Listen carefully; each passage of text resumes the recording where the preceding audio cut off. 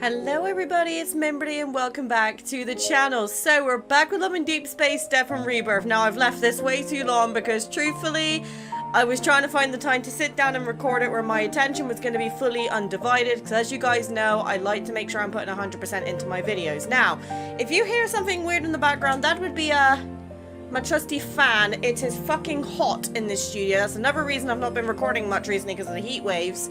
And the heat is just going up and down like a bloody yo-yo. So, Dawnbreaker is already the first thing I'm seeing and I am scared. Praying that there's no trauma. Even though I'm saying this, there probably will be trauma. In the early morning, street lamps cast a bright, lonely glow across the snow-covered streets. It makes the city appear deserted. Fucking hell. Barely able to keep his eyes open, a boy dozed off in the priority seat. He swayed back and forth during the trip until he finally bumped his head. It was before the bus stopped too. Ow! Now arriving at Azure Square Station. Please remember to take all personal belongings. As soon as he gets off the bus, cold wind mixed with snow hits his face. It washes away his drowsiness. He rubs his eyes. Upon realizing where he is, his gaze instantly lights up. Chuchi, wake up! We're here! The journey between the Arctic and Lincoln City spans thousands of kilometers. After several transit changes, he finally returned to his starting point. After hurrying to a secluded bench and making sure no one else is around, the boy gently sets down his backpack and gives it an admonishing pat.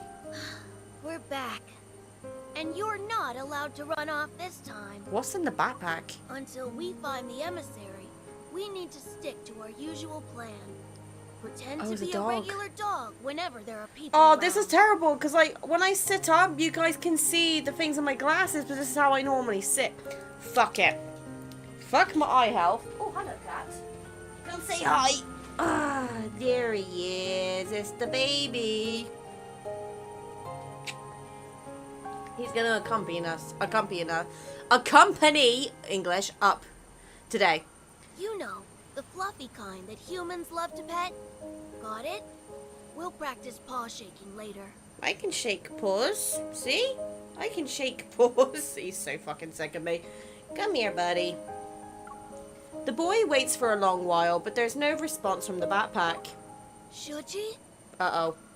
With a growing sense of dread, he unzips the backpack, only to find a hole and a few tangled tufts of white hair. The wind whistles through the gap. Oh. Right, I'm gonna have to turn this fan off, because, like, it's getting in my face.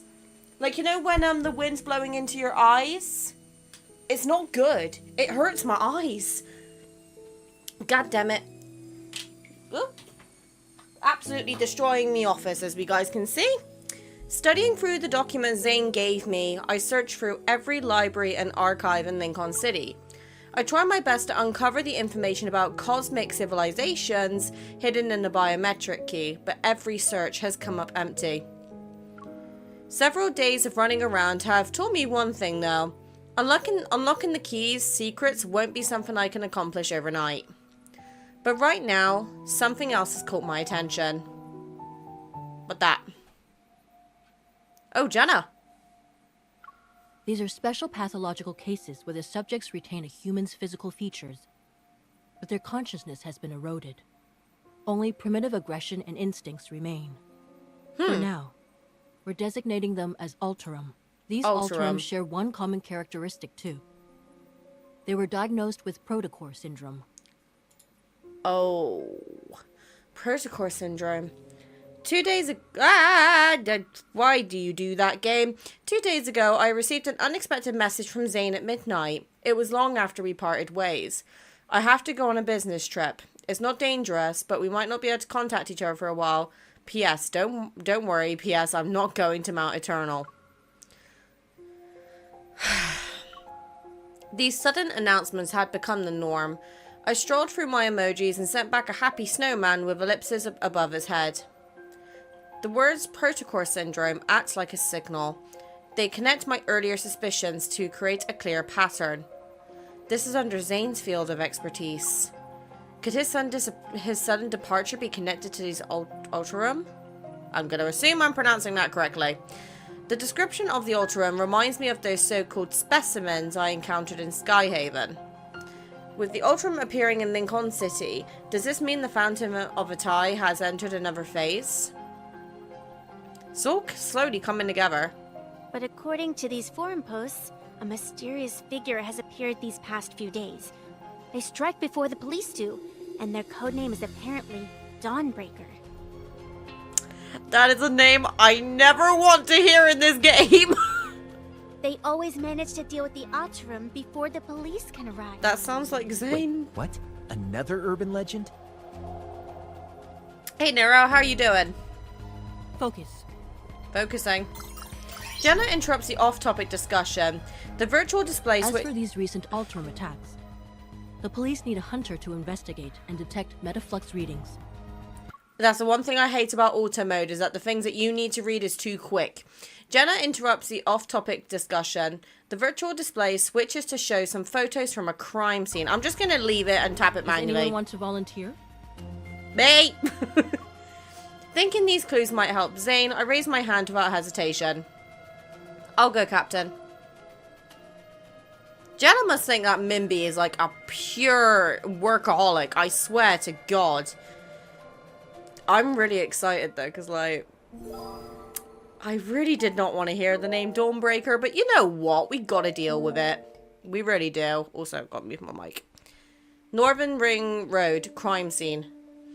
After receiving assistance credentials for my investigation, I head to Northern Ring Road that's located in the downtown area.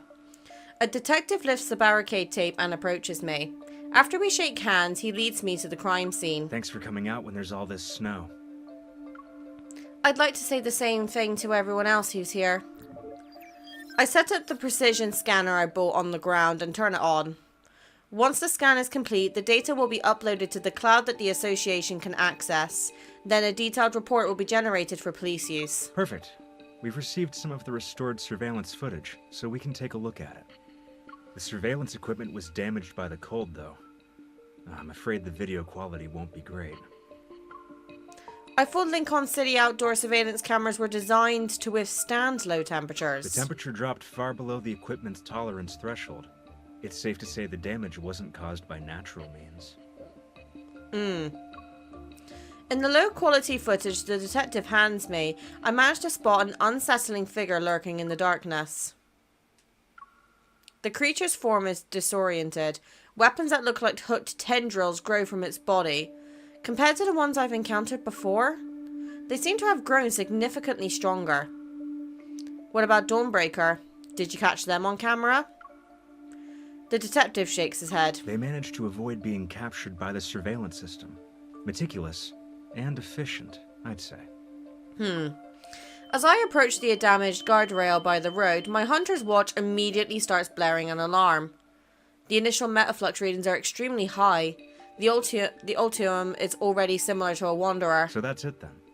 We should deal with these Alterum before they completely degenerate into Wanderers. Perhaps this so-called serial killer is actually a hero. The detective gives me a contemplative look.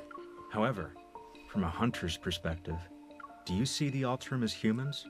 Or are they monsters that need to be destroyed like Wanderers? It depends.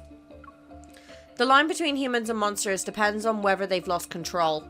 Once someone loses control, they become a monster capable of hurting others. It doesn't matter how prestigious their status may be. What a thought-provoking answer. The sharp wail of an ambulance siren cuts through the wind and snow.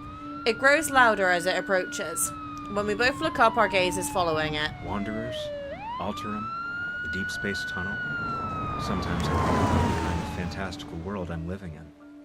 If a disaster even worse than the Chrono Rift catastrophe arrives, how much could humanity really do?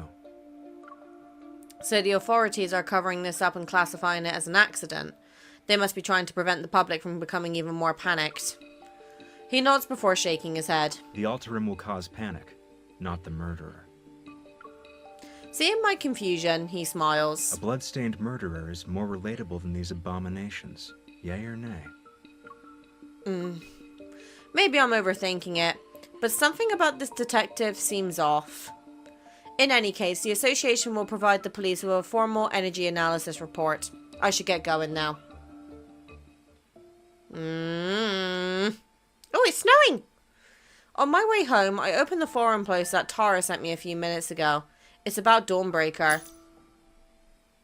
Let's expose the truth about the mysterious killer who only appears in snowy dawns. Dawnbreaker.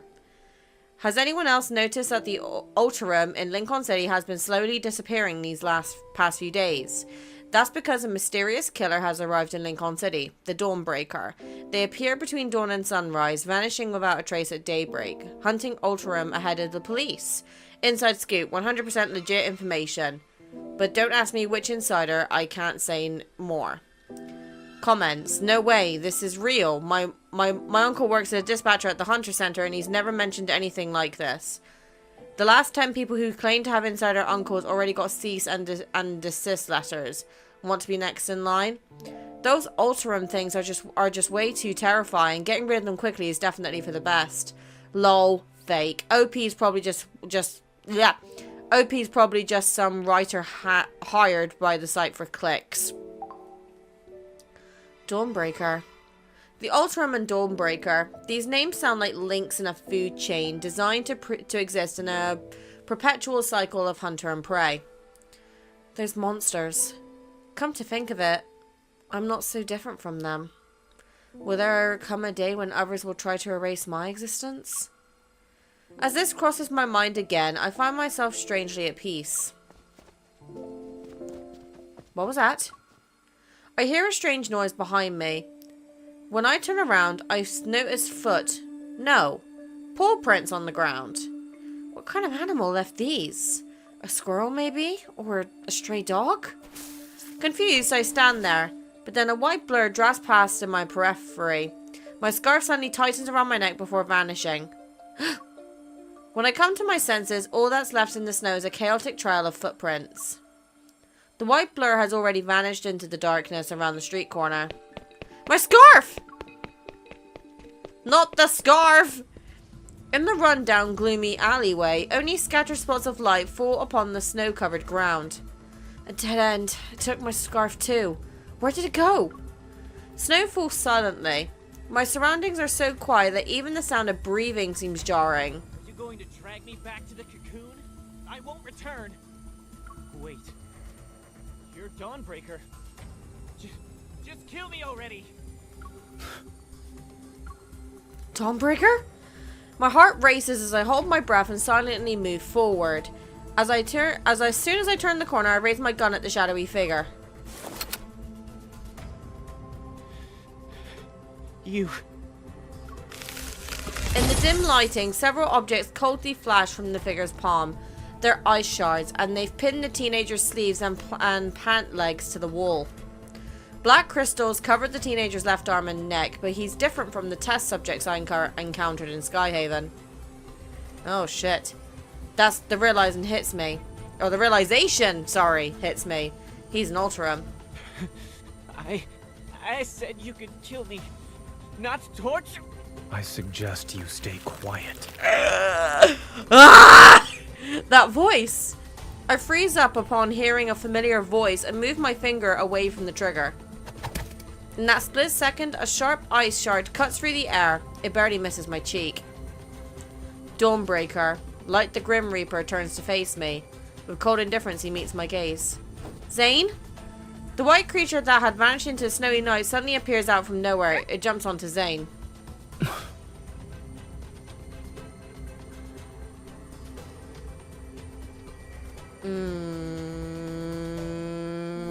I don't like this. I feel like something bad's gonna happen. It's just me. Taking advantage of Zane being momentarily distracted, the teenager breaks free from his restraints and pulls out a knife from his waist. With desperate, wild eyes, he lunges at him. But his wrist is caught and twisted again. The sound of the cracking of a dislocated bone echoes through the alley. What exactly is this cocoon you speak of? Why do you need to know so much? I'm not gonna lie, he's kind of talking in a way that makes me want to put the second headphone on. As if the word cocoon was burned into his nerves, the teenager suddenly jerks away. He clutches his crystallized left arm as he frantically runs to hide behind me. Spotting my gun, he forcefully grabs my hand and turns it. If you're not going to kill me, then let me go. Stay back. The gun was pointing at him, I've also noticed. That's not good. A flicker of surprise appears in Zane's eyes, but that moment of uncertainty quickly fades and his usual coldness returns. Zane, why are you here? Zane, who should be away on a business trip, is in a remote alleyway in the middle of the night with an Otome teenager. He was addressed as Dawnbreaker too. Something isn't right. Questions pile up one after another in my mind as I assess the situation. I slowly try to free my hand from the teenager's grip. You haven't gotten to the point where death is necessary. Zane and I speak almost at the same time. I'm once again taken aback by the coldness in his voice. But after tonight, that might change. The crystals will erode your body. Your skin will be split open, and your bones will be ground to dust. When it reaches your neck, you'll lose your voice. No one will hear you scream. I don't like that! The person I've met before is the same one standing before me, yet this version of Zane feels like a stranger. His voice is cold, his gaze is cold, even his breath is the epitome of coldness. Something seems to trigger a memory in the teenager. His voice trembles as his body curls like a bow being drawn back. He buries his face into his knees. You're right. They all died like that after emerging from their cocoons. Cocoons? I want to live. But if I'm going to turn into a monster, what's the point? Rather than let the cocoon turn me into a mindless monster, I'd rather die. Zane remains silent and he lowers his gaze as ice crystals silently form in his palm. Is he really gonna do this? A dignified death doesn't exist. Thinking you're in control of the situation by choosing to die, you're only comforting yourself with a lie. Did you escape just so you could die like a dog? Don't lecture me with that nonsense.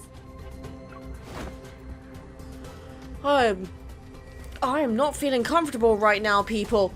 The teenager straightens up and lunges at me again, his hands trembling uncontrollably.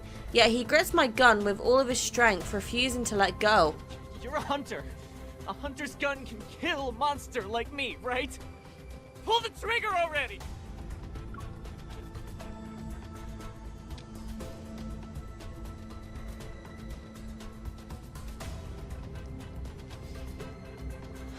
I feel like if I don't do it, Zane's gonna kill him, but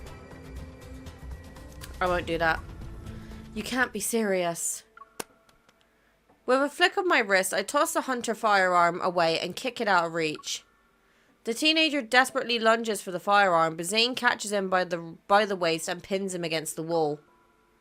Stay calm. Focus on my breathing. Inhale. Exhale. Inhale. That was the wrong way.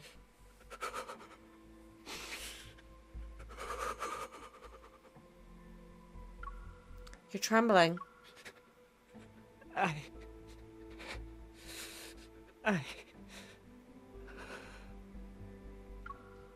I know you don't really want to die, so stop saying it.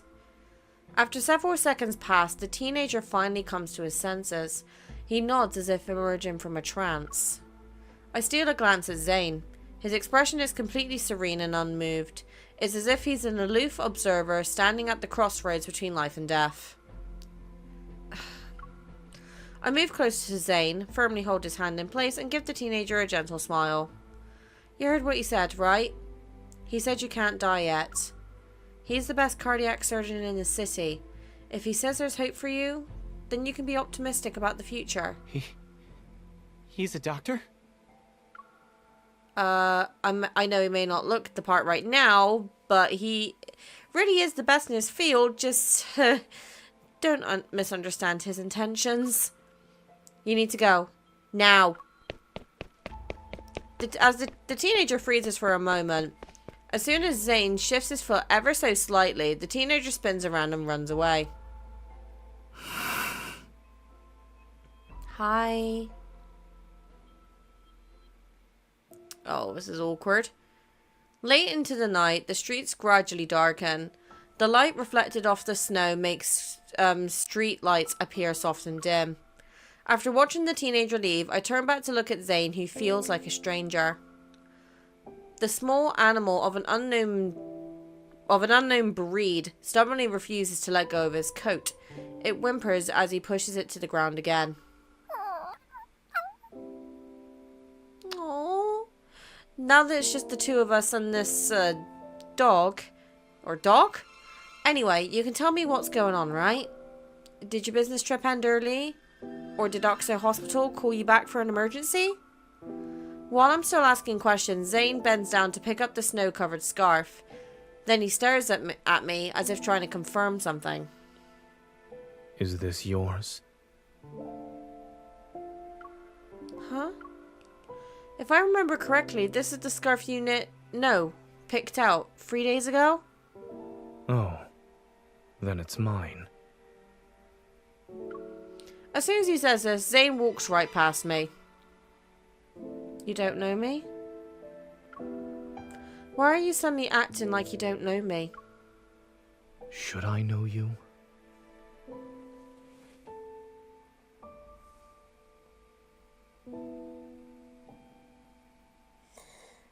Oh, that's hit so much harder than I was expecting. Shit. I think it's because I've played so many of Zane's memories as well, so I have that background with him. Oh my god. Oh my god, my hair! If there's nothing else, I'll get going now. But your home isn't there. I know. He stops in the snow and gives me a cold glance over his shoulder. His voice is devoid of any emotion. The subway station is this way.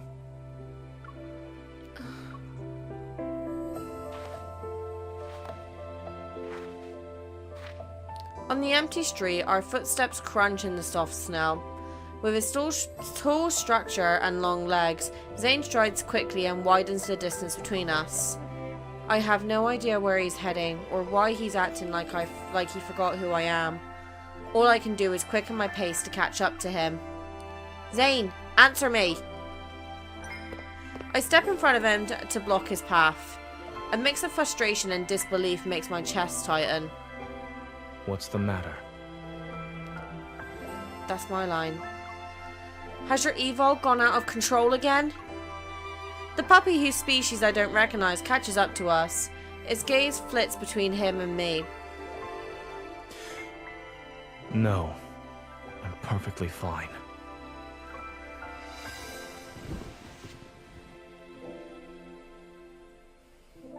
Zane casually brushes me aside and continues walking. Hey, I think a couple is breaking up in the middle of the street. The puppy quickly shakes the snow off its body, gives me a sympathetic look, and then runs after Zane, who's already walking away. The two figures soon become dots in the snowy night. Whether it's because of frustration or anger, I stubbornly walk away without looking back. But after a few steps, I feel like something is wrong.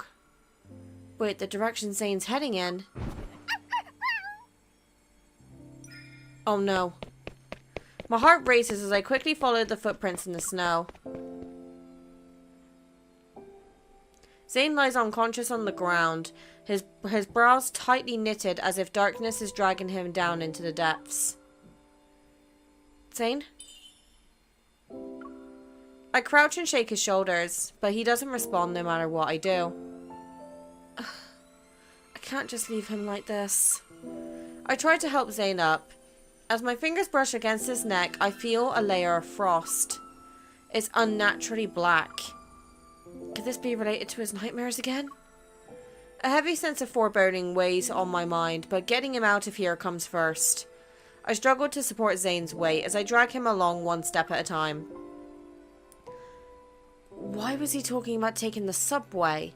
This path actually leads to my apartment complex. Oh, I don't like this, people. I want a cute fluffy game, not love and depression. God damn it. With his weight pressing against my shoulder, even a usually short walk home felt endless. Zane and I practically collapse onto the bed together. The snow from our coats scatter onto the floor. The little white animal anxiously bounces back and forth on the sofa. I pick it up and gently shake Zane. Zane? Zane? Come on. His eyes remain closed. A streak of black silently emerges from his sleeve and creeps along his veins until it reaches the back of his hand. The black ice that appeared on his neck has already spread to this area. I need to wake him up from this dream. I reach out towards the side of Zane's neck and gather my power.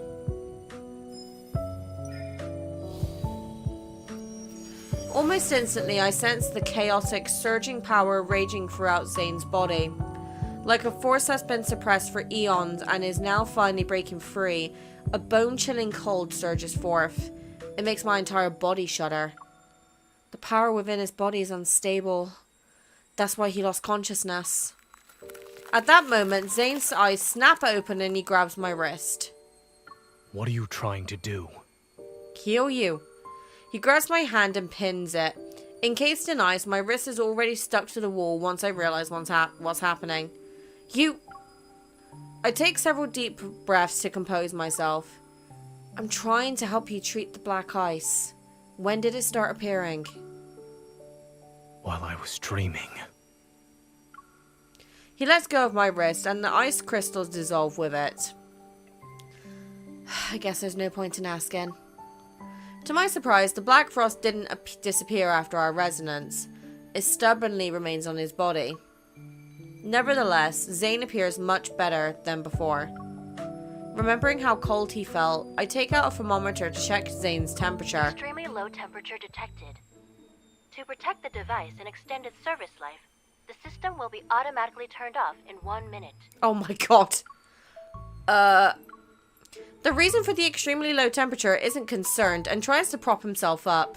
Seeing this, I pulled out an old-fashioned infrared thermometer and aim it at him. Freeze. I press the sensor against his forehead and playfully pull the trigger. You're being childish. Yeah, that's my forte. As expected, he doesn't move. Beep! Lost in thought, I stare at the screen showing his abnormally low temperature. No wonder all the surveillance cameras at the crime scene were damaged by extreme cold. Even though I'm not sure if it will help, I take out 2 fever pills and hand them to Zane along with a glass of warm water. That's medicine. Yeah, no shit. It's bitter. I'm not consuming it. Even when he's in Dawnbreaker mode, he is still stubborn? No! You're a doctor. You of all people can't complain about bitter medicine. For what must be the first time in his life, Zane shows an expression that can only be described as... okay, and? Not knowing how to help him recover, I head to the kitchen and make fresh carrot juice. I doubt it'll do anything though. Make him drink it. Drink this instead. It's your favorite. You know my preferences that well?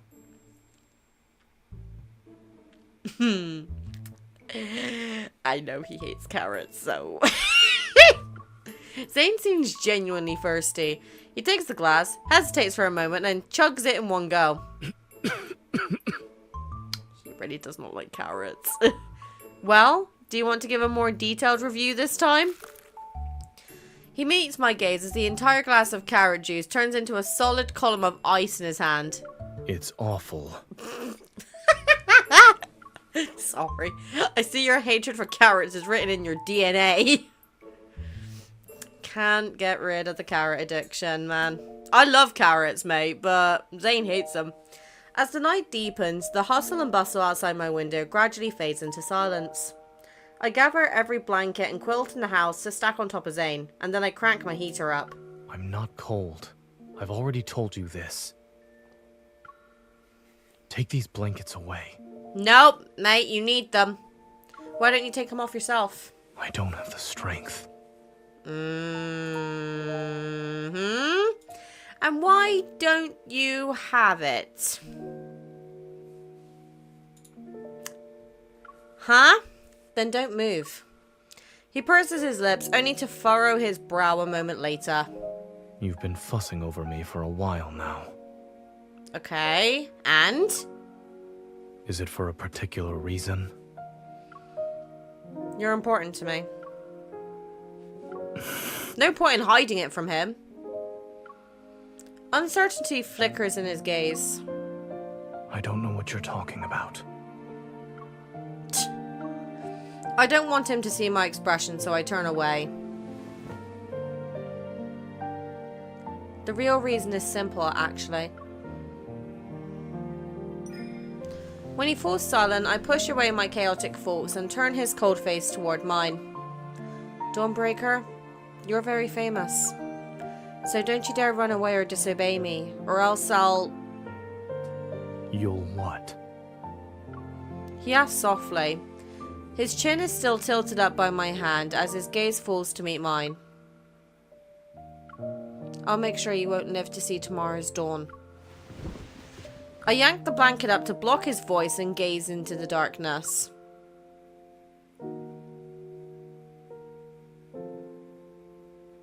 What you described is not the first time this happened to Zane. Oh, Noah. I witnessed it once when he was doing research with me at Mount Eternal. He became a complete stranger overnight, and no one knew what happened to him. I figured this wasn't the first time Zane had been in this state. Dr. Noah's words had only confirmed my suspicions. How did he recover from it? That's something only he knows. Fuck. Over the phone, Dr. Noah sounds just as troubled as me. Back then, he ventured deep into Mount Eternal by himself, as if he had something to do there. When we saw him the next day, he had returned to his usual self. The one we all knew. I guess whatever he needed to do was done. Mount Eternal. That place seems to be hiding a burden that Zane has never been willing to speak about. But my intuition tells me that whatever changed in Zane must have happened before the Mount Eternal incident. Those black ice crystals. Seemingly out of reach, they linger somewhere in the depths of my memories.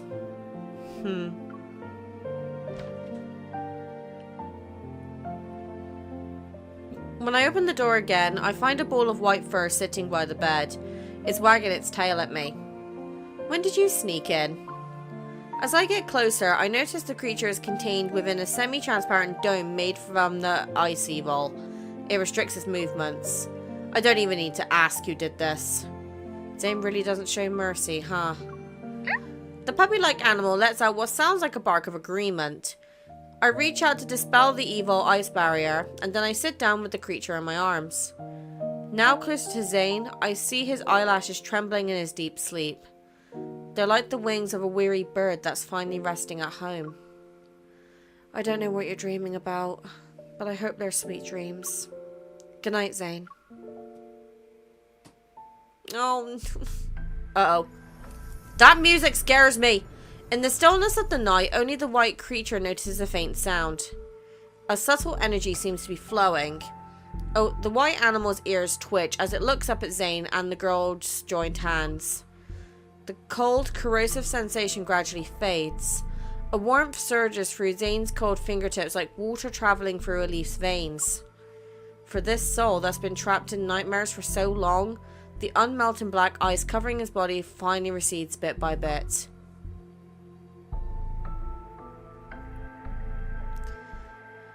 I don't like this! This is scaring me, people! This is why I put this off. Into the Alterum and the unidentified suspect is still ongoing. We urge all citizens to remain vigilant, avoid spreading rumors, and exercise caution when traveling alone at night. It's already the next morning when I wake up. Groggy, I prop myself up and press my temples to clear my head. Besides me, Zane is still asleep. It's a rare sight at this hour. I lean closer and slowly become aware of his steady breathing. I watch as it slightly stirs the fabric across his chest. Poke him.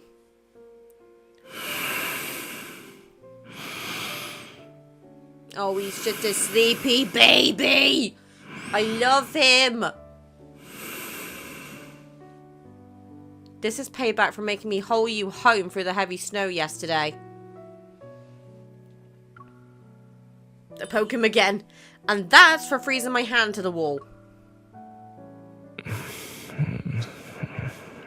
Oh, we have a sleepy voice. Oh, don't mind if I do. Wake up! Holding back my laughter, I give Zane's nose a gentle pinch. It really hurt when you froze my wrist, so I'll pinch your nose for that.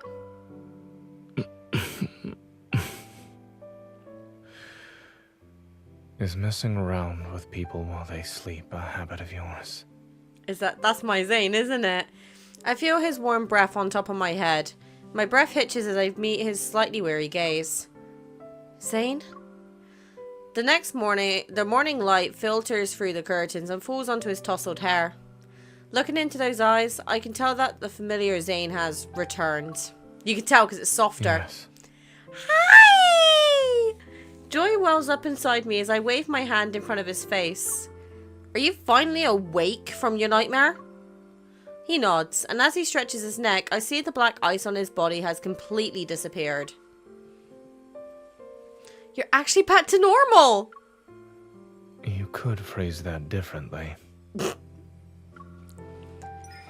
Give him a hug. Oh! Before he can say more, I embrace him. He doesn't pull away and gently wraps his arms around my waist.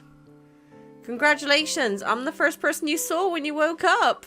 Yesterday, when I was in that nightmarish state, did I trouble you? No. You were kind of cute, you were a little childish. You were cold, distant, and had an unpredictable temper. You were even a little childish. But that was still you, wasn't it? I'll just think of it as seeing as another side of you, Zane. Also, why do I look so red? Disappointment in your voice. Seeing that cold and willful side of Zane, even for one night, reminded me of when we barely knew each other. I feel at ease as everything falls into place. A moment passes, and I look into his eyes again. How much do you remember about yesterday? Oh, I'm getting old. Zane rubs his temples and sits up. It's a little hazy, but I remember most of it. Interesting, he keeps his memories. Including how you froze my electronic devices and hand to the wall, and how you even told me not to be nosy?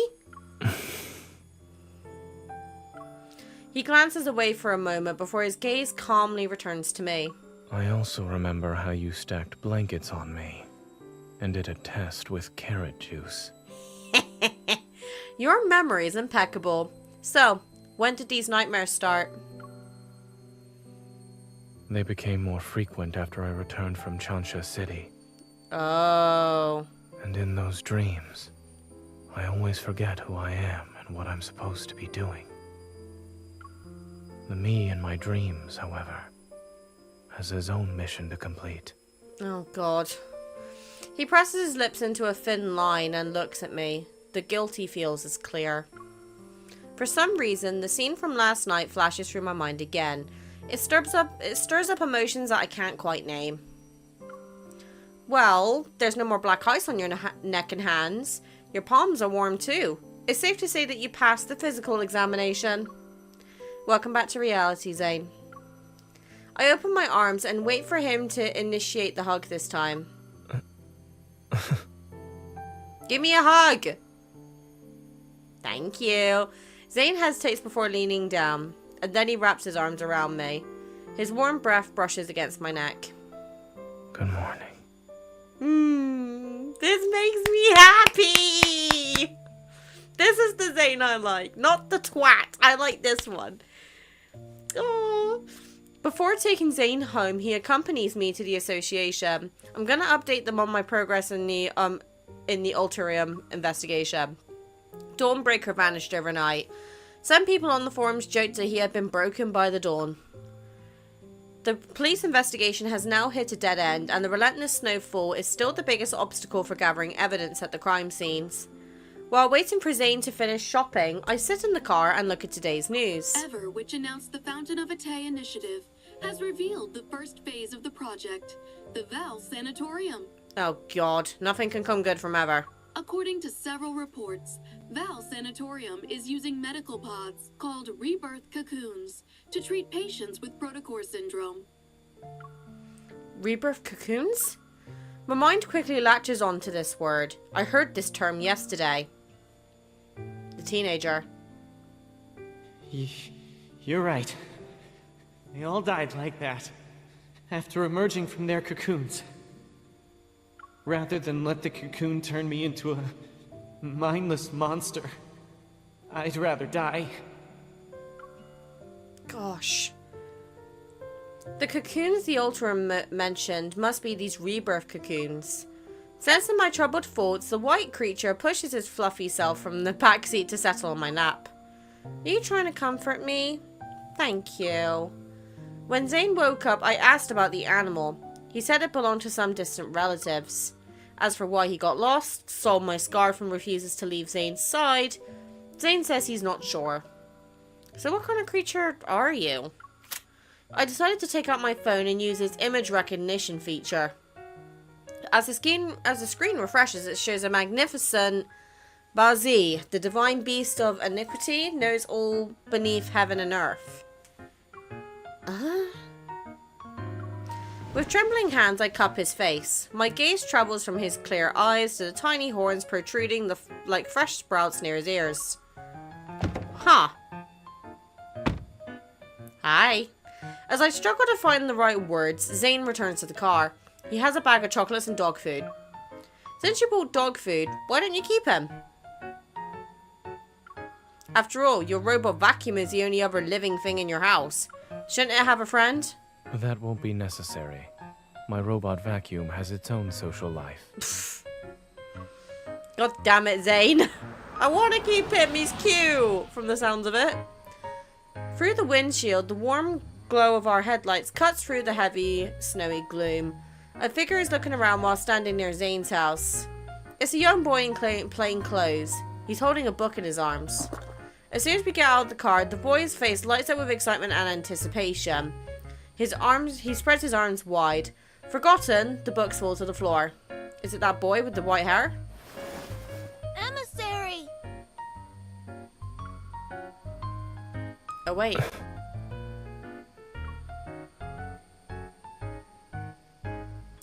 Oh, Zane's not good with children, is he? Obviously.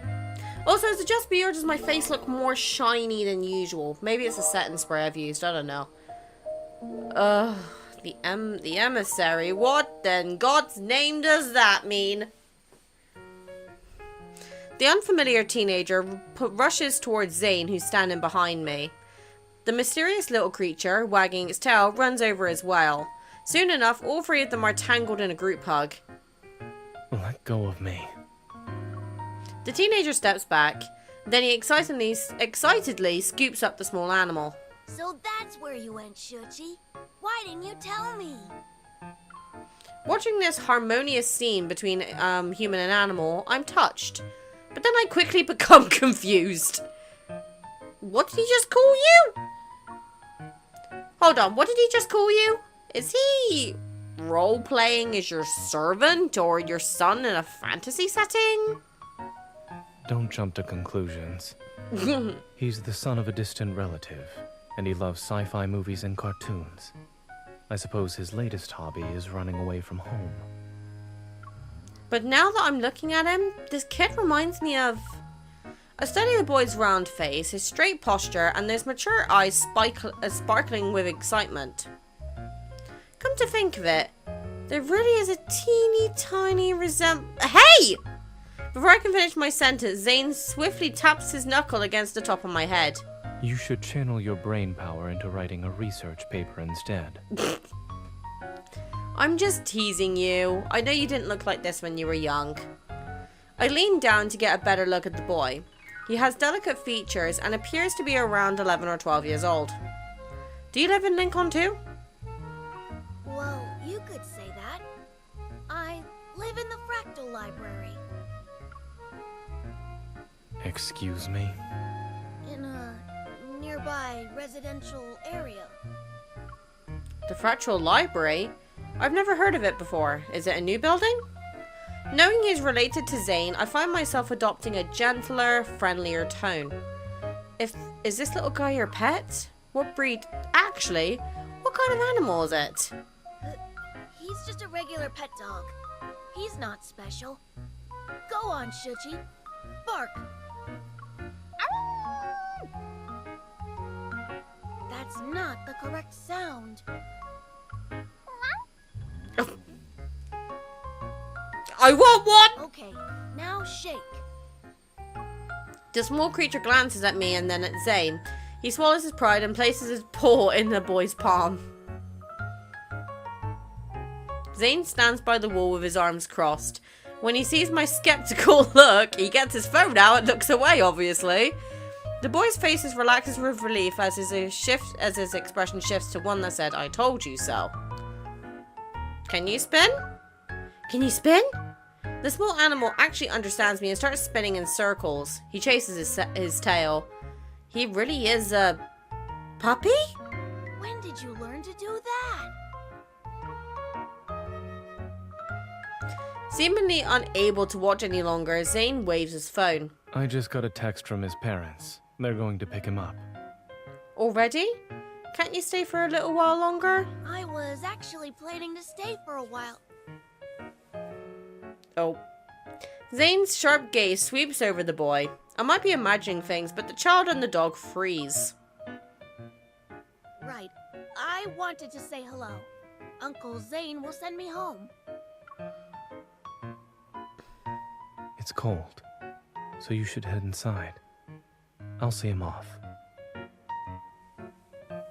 Zane, what are you hiding from me? In the dim daylight, Zane watches the girl wave goodbye. She's out of sight once she closes the door behind her. The boy catches a snowflake in his palm and silently watches it melt. Why did you come here? Hearing the scrutiny in Zane's voice, the boy's expression shifts to match his severity. 7 years ago, you promised to take up the position at the Fractal Library. I traveled here because I'm asking you to fulfill that promise. You were selected as the emissary of the Divine. Astra ordained it, and your nightmare is the greatest proof of this. Oh, the bitch is being mentioned. I'm locked in. Zane speaks before the boy can say more. I also said that I had my own choices to make and more important matters to attend to back then.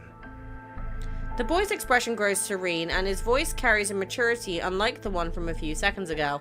Was becoming that version of yourself in the nightmare also a choice? People think they're making choices most of the time, yet they're unaware that all these options lead to one inevitable outcome. Fate falls upon us like this snow. It is silent and inevitable. And you too are destined to become... He trails off, and the only sound that can be heard is nothing more than a barely audible sigh. Since you haven't made up your mind, there's no point in me staying here any longer. But... The maturity and composure vanish as the boy's voice shifts back to a childish-like tone. I left the Excessus bracelet you made for me at the library. Can you make me another one, please? After a resigned sigh, an ice bracelet materializes around the boy's wrist. Thank you, emissary. I'll take my leave now. In any case, you're welcome to find me at the Fractal Library in Lincoln City. I'll be sure to visit you again as well. The boy silently raises his hand, and his fingertips touch the air as a geometric shape and gradually unfolds. He bows before stepping into the door, woven from countless folded dimensions. The emissary is a liar. I counted every single day for 7 years. As if drawn to his accusation, the wind and snow seem to follow through this vanishing door. They're silent. So Astra wants him to take up a position in the Fractal Library then, huh? The snow ceases and Zane remembers the first time he entered the Fractal Library. Even though it's called a library, its exterior is remarkably ordinary. It was a building nestled in a quiet corner of Lincoln City's silent streets. The young boy begged him again and again, so he pushed open the slightly weathered wooden door. There were neither bookshelves nor defined boundaries. Instead, an endless garden with intertwining paths appeared before him, and a library that seemed to belong to another world stood at the point where those paths converged. As soon as Zane stepped into the backlight, he raised his head and saw countless bookshelves. They reached towards a tower's summit where sunlight poured in. The library's shelves were endless. They were like stairs that led to another dimension. And then a young person approached them and claimed that Zane and the young boy were the administrators of this place. In addition, Zane was destined to become the Fractal Library's owner. Oh! The young person told him that the Fractal Library, which stood at the intersection of dimensions, didn't really exist in any galaxy. It didn't belong to any civilization either.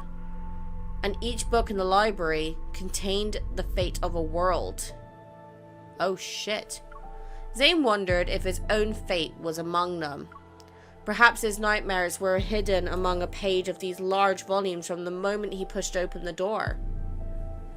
On the night he returned home from the library, Zane had a different dream.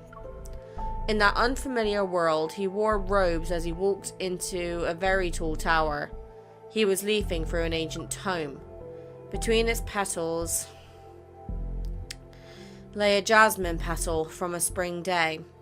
And that spring day belonged to a timeline he had erased with his own hands. It would forever remain unknown to anyone.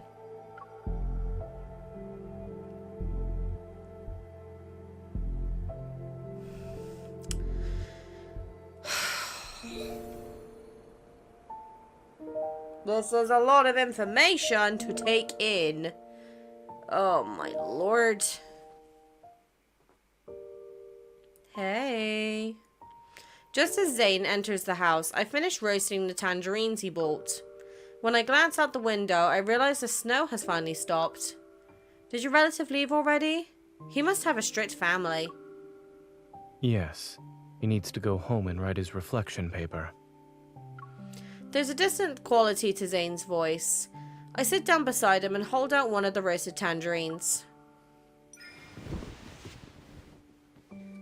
The weather is perfect for roasted tangerines. Try it. He stares at me for a long time before finally eating a piece of the tangerine. You don't want to know what happened during the past few days when I disappeared? If the explanation is going to be filled with medical jargon, then no. As for the rest, Zane will tell me when he wants to. And if he doesn't want to, that's his choice. He can't help but smile at my deliberate emphasis on those last words. He takes the half-peeled tangerine from my hands. Soon after, a warm orange slice is brought to my lips. I said goodbye 3 days ago because I had accepted Carter's invitation. I'll be joining the Fountain of Otome research project. Huh? Seeing me choke and cough several times, Zane raises his hand to pat my back. It's ultimately an excuse. Something unexpected happened, and the nightmare arrived before I could carry out my plans. Lately, Oxo Hospital has received a large influx of unusual cases involving protocore syndrome patients. Some died shortly after hospitalization. Others transformed within a month and became... an Otome. Zane nods. All these patients had recovered at Val Sanatorium after entering a medical pod called the Rebirth cocoon. Val Sanatorium, according to the news report this morning, is the first phase of the Fountain of Otome. Carter told me that Ever will soon hold a press conference to demonstrate the Rebirth cocoon's effectiveness to the public. Wouldn't that mean more unsuspecting protocore syndrome patients will go to Val Sanatorium? We can't let them do as they please. I want to stop Ever's plans, not just for the Protocore syndrome patients. There's... Zane trails off as he lowers his gaze. I want to make amends for a mistake. One that should have been corrected years ago. Yet it still haunts me to this day. I realize that for Zane, this carries a greater, more painful significance. I know I disappeared without a word before, but... will you come with me this time? Asking me like that isn't fair. I know he helped me so many times before, and I'd agree to any request he makes. It's just... I still need a reason. Now that he's finally revealing everything to me, I won't let him have his way so easily. What's in it for me? The whereabouts of the Ether Core, dirt on Ever, or more leads about that biometric key? A few sweet words aren't enough to make me risk my life with you. I need a more tempting reason or convincing. Tempting. I tap his chest. Do you have anything else that might interest me? Maybe a kiss or two? I want you to come with me. He grabs my wrist and gently moves his hand to press his fingers into my palm. And I selfishly believe that if I asked you, you'd do it. Oh my god, I'm fucking sweating! My face is getting red! I promise I'm not blushing, guys. I'm just extremely heated. Even though I don't feel hot, the rest of my body feels hot. Like, look at my neck. I don't know why. It's just... like, look, you can see my natural skin tone there versus whatever this heat is doing to me. Dazed, I see something flicker out of the corner of my eye. A fluffy white tail. Zane and I turn around at the same time. Sashri, aren't you supposed to be your owner?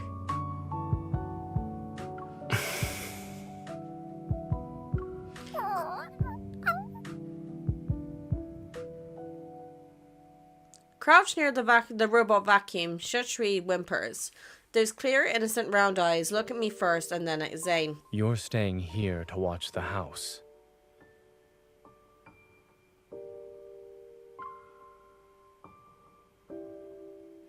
I'm gonna have to turn my fan back on. I'm dying here. Jesus Christ. Open sesame. Right, hold on. Ah! It's so nice having a breeze on you. And this one erects itself. See? I could have worded that a million times better. Oh my lord. Okay. In the white testing facility, a row of circular medical pods lines the room. Oh my god, that heat, that feels so nice. Surrounded by the soft silvery light, they float in the air. Their translucent walls gleam with their tranquility. Exquisite and graceful, like meticulously crafted psoriasis, they pulse and contract with the rhythms of beating hearts. At any moment, it seems their contents might break free and soar toward the sky.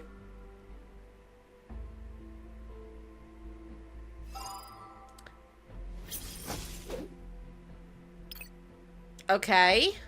Why are we going into a battle? Are we just going to be destroying the pods? Even a blizzard must come to... Oh, okay. Right, well, I'm going to let this do its thing. So, be right back. Don't rush. Let's go. Okay. Okay, now that battle is all out of the way and that was very random, let's carry on with where we left off. The next day. After driving west on the highway for 2 hours, patch of green vegetation finally appear amidst the desolate landscape. Looking through the window, I can see the distinct dome of Val Sanatorium loom in the morning mist. After yesterday's events, we decided to tour the sanitation as visitors to investigate. The Fountain of Otome, the Rebirth Cocoon, the press conference, none of these can be tackled in a single move. However, we can assess the situation first before planning our next move.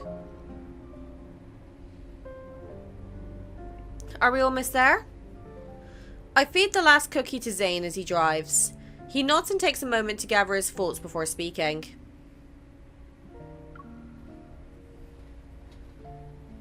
There are things I need to tell you. Uh-oh. The technology used in the Rebirth cocoon is from a research project Carter and I worked on when we were in medical school. What?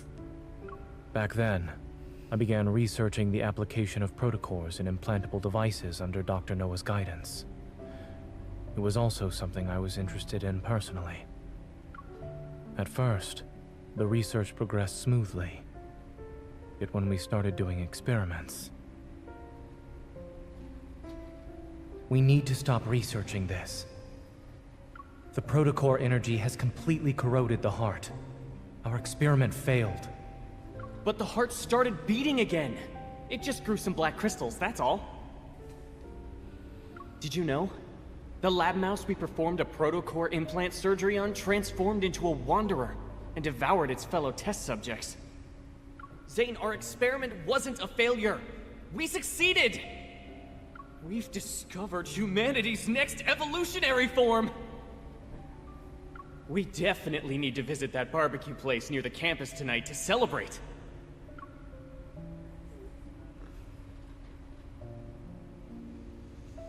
The experiment didn't lead to new life.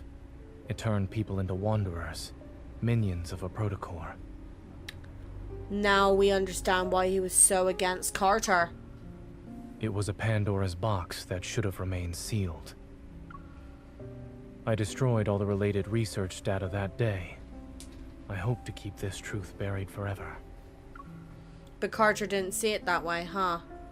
No. He named it X-Heart and took it to Xander Sciences. It was later implemented in the Rebirth cocoon, which is the first step in the Fountain of Otome. And he feels like he has to make amends. After finishing his story, Zane falls silent. However, his grip on the steering wheel indicates he's still caught in his memories. This is the mistake he wanted to make amends for. Not wanting him to dwell on the past, I clear my throat and lighten the mood. I used to think about how if we had gone to the same university, I would have dragged you out for some fun every single day. We'd watch flowers bloom in spring, enjoy the summer rain, collect autumn leaves, have snowball fights in the winter. But based on what I heard, you must have been too busy to do any of that with me. Not at all. In our lab, we always said it's best to take a 4-hour break while data is being collected. Then we can see the results after. So during those times, I would have been available at least. Come on. I was joking. If you were there, I would have always made time for you.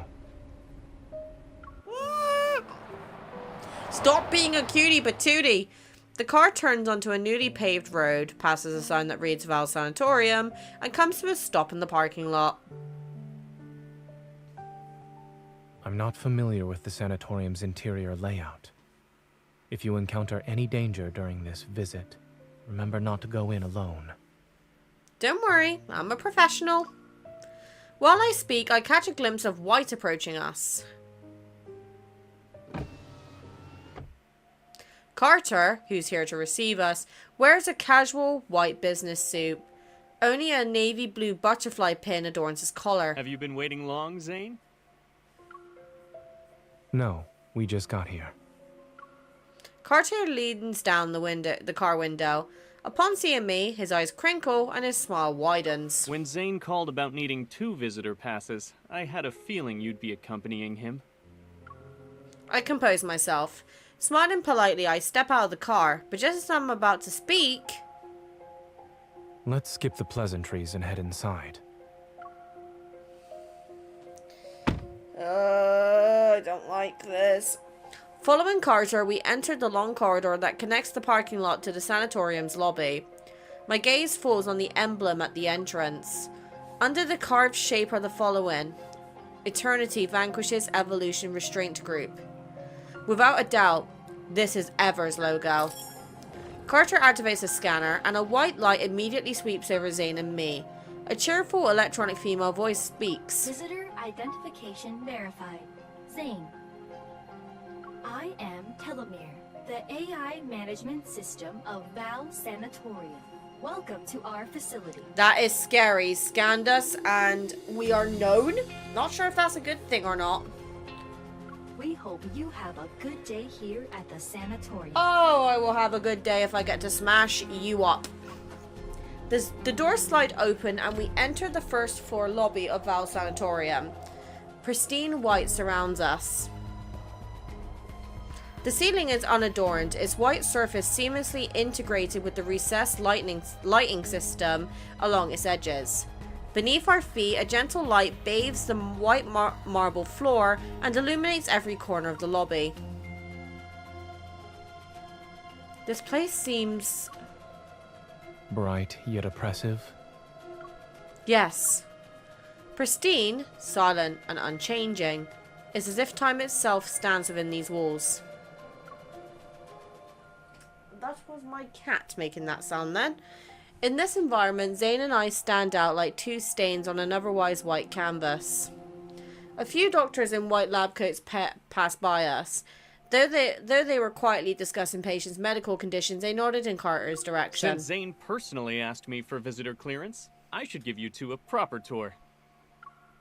Side by side, we follow Carter as he leads us to the reception desk in the center of the lobby. I see the Fountain of Otome finally caught your interest. All those phone calls over the past month weren't in vain. But I'm curious, what made you change your mind? Carter stops in his tracks by the reception desk. He turns around, his signature smile returning with narrowed eyes. You kept talking about humanity's future. I wanted to see if it would actually come to pass. Besides, nobody knows X-Heart better than me. Carter's eyes twitches. After a long silence, he suddenly erupts into a fit of laughter and shatters the lobby's tranquility. Good, good. You've convinced me. Everyone deserves a second chance at redemption. Remember, Zane, I gave you this chance. And what about you, Miss Hunter? When I received this question, I deliver my carefully prepared response. Since Zane is joining the research project, I wanted to see what it's all about. Carter tilts his head. His gaze flints between Zane and me before settling on Zane. The amusement in his eyes is obvious. I see. Even the strongest relationships need a solid foundation. I'll make sure you get a good position here. He turns around and shakes his brochure stand next to him. The neatly arranged brochures scatter in disarray, and he pulls out 2 copies of a smile. He gives them to us. The only downside to this place is that it's too by the book. But I guess that doesn't really affect you, Zane. It's about complicated medical cases. The thin booklet methodically categorizes various diseases that a conventional medicine has yet to cure. It's like a university department, and the facility's patients are eager students with a thirst for knowledge. A commotion breaks out in the distance. I look up. It's a group of elegantly dressed visitors being led into a lobby by a receptionist. They're being guided upstairs for a tour. On the staircase leading to the second floor, several patients in white hospital gowns are walking down the steps. I expected to see many high-profile figures in this place, but even then, I never thought I'd see her. Karen, who's 43 years old, is a war correspondent. She won numerous prestigious journalism awards. She spent years reporting from the front lines, faced countless life-threatening situations, and has earned a large amount of respect in society. A year ago, she was attacked by a wanderer, got Protocore syndrome, and rarely appeared in public since then. I've met her a few times at Oxo Hospital. I heard she was also one of Zane's patients. Dr. Zane, it's been a while. Noticing us, she comes over to say hello. Zane acknowledges her with a slight nod. Ms. Karen? Someone of her caliber choosing ever. That's probably the best endorsement they could ask for. I heard that when she left Axo Hospital, she had less than 2 months to live. Her daughter had just learned to say mama when you handed her a death sentence. How cruel. Dr. Carter, the patient in room A504. Carter gestures for us to wait a moment, and then he takes a few steps to discuss something with the man at the front desk. Noticing my silence, Zane stops in his tracks. What are you thinking about? It's nothing. I just realized that Ever seems to have a knack for exploiting human vulnerabilities by any means necessary. How else could they gather people from different backgrounds and beliefs and make them devoted to a single cause? The key to obedience isn't promising heaven, it's using hell as a threat. Wait, is that detective? After all, everyone fears illness and death. Footsteps, accompanied by a familiar voice, approach from behind. I turn. We meet again, Miss Hunter. It is the detective. Allow me to introduce myself. I'm Benedict, the director of Val Sanatorium. Oh no! This game. You! From what I remember, he had another identity. I met him at the place where an Alterum had died. You're the detective who spoke to me that day. I'm honored you remembered me, Miss Hunter. He smiles, not with the embarrassment of someone whose identity has been exposed, but with the composure of a performer waiting for the audience's reaction to a grand reveal. Alarm bells ring in my head, but he quickly shifts his placid gaze to Zane. It's been a while, Dr. Zane. Welcome aboard.